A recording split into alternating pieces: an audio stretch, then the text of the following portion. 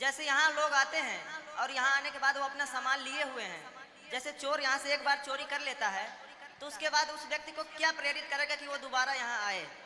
कौन आए? जिसका सामान चोरी हुआ है।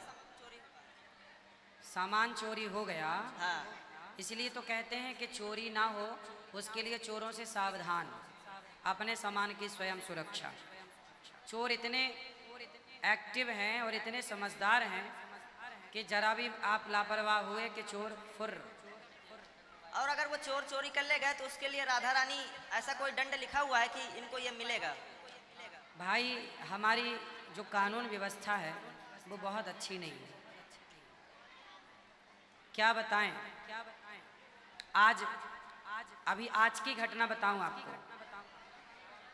एक महिला बोली हमारे पैसे चोरी हो गए, तो वो आके हंगामा करने लग गई मेरे सामने। तो मैंने कहा कि आप चिंता ना करो, अब चोरी हो गए हैं, अब आपको सावधान रहना चाहिए था। तो उनको बहुत समझाया पर वो मानी नहीं, इतना उपद्रव शुरू कर दिया पूछो मत तमाशा। तो पुलिस को बुलाया 108, तो 108 को बुलाया कि महिला को आप देखो भाई शांत कराओ। 112 बुलाए। तो अब देखो पुलिस ना उसी को उठा के ले गई जिसने फोन लगा के बुलाया था। अब बेचारे जिसने बुलाया था कि ये हंगामा कर रही है, इसे शांत कराओ, पुलिस ने उसे तो भगा दिया, जाओ तुम, और जिसने बुलाया उसे पकड़ के ले गई। थाने शिकायत करने अगर आप जाएं तो वो बोलते हैं कि आप यहाँ आए क्यों हैं जब इतनी ज्यादा चोरियां हो रही हैं? हाँ, समस्या ये है, सब कुछ पता है, पुलिस को सब कुछ पता है। हम लोग कई बार चोरों को पकड़ के देते तक हैं, साहब ये रहा चोर, ये ले जाओ, ले जाते हैं, 100-200 लेके छोड़ देते हैं। हमारे जूते एक चोर ने चोरी किए थे, हमने उसको पकड़ करके दिया, उसका मोबाइल जमा करवा दिया था मंदिर में, परंतु उन्होंने उसका मोबाइल दे दिया और हमसे कह रहे हैं तुम लोगों ने कोई बड़ा काम नहीं किया, जाओ यहाँ से। बस ऐसे ही है।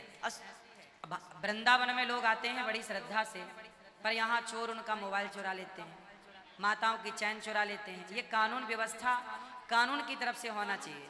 हम लोग से सोचिए, गौरी गोपाल आश्रम में सामने भक्त लोग सोते हैं, एक तो देखो वहाँ सबको हम सोने की व्यवस्था देते हैं फ्री में, सब लोग सोते हैं, और चोरी कर लेता है कोई तो वो लड़ने हमसे आ जाते हैं, बोले हम यहाँ सोए थे, देखो चोरी हो गई। अब सुलाओ भी, हेल्प भी करो, मदद भी करो, और पुलिस आती है तो फिर वो हमें धमकाती है।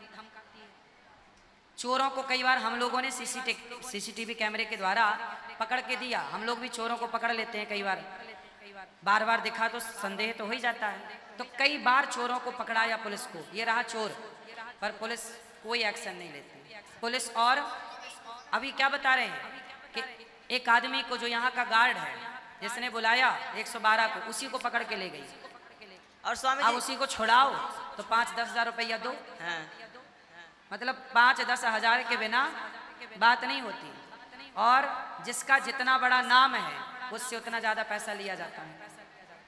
दूसरा प्रश्न स्वामी जी समस्या हमारा ये था, कानून इतना बिगड़ा है, इतनी जर्जर व्यवस्था है, जबकि नियम ये होना चाहिए कि चोरी करने वालों के सीधा हाथ काट देना चाहिए। स्वामी जी दूसरा प्रश्न हमारा आपसे ये था, कई बार लगता है, देखो आज के युग में ना लोग भलाई करने से डरते हैं, भलाई करने से क्या होता है? डरते हैं। क्या होता है, आप भलाई करेंगे ना तो आप पर ही सवाल उठेंगे, किस बात के लिए कि आपने भला क्यों किया। अब देखो ना, लोग फुटपाथ पर सो रहे हैं, तो फुटपाथ पर ना सोएं इसके लिए हमने पांडाल में सुलाया सबको, सबकी व्यवस्था की, पंखा की व्यवस्था है, वहाँ जितना हो सकता है करते हैं, फिर भी लोग हमें ही सुना के गालियां दे के जाते हैं। ऐसा है, कानून भी भारत का बहुत अच्छा नहीं सिस्टम चल रहा है, चोरों के पक्ष के लोग हैं ये लोग, चोर चोर मौसेरे भाई। दूसरा प्रश्न ये था स्वामी जी हमारा कि जैसे जब हमारा देश आजाद हुआ तो मुस्लिमों ने अपनी एकता दिखा करके वक्फ बोर्ड बना लिया, अब उस तरह हम हिंदुओं को ऐसा क्या करना चाहिए कि हम लोग भी एकत्रित होकर के अपने मंदिरों को बचाने के लिए बोर्ड बनवाएं, ताकि हम लोगों की संरक्षा जो है, हमारे धर्म ग्रंथों की जो संरक्षा है वो की जा सके।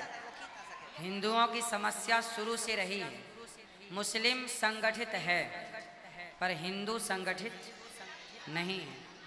संगठित न होने से ही 700 साल तक भारत गुलाम रहा। 500 साल मुगलों की गुलामी, 200 साल अंग्रेजों की गुलामी।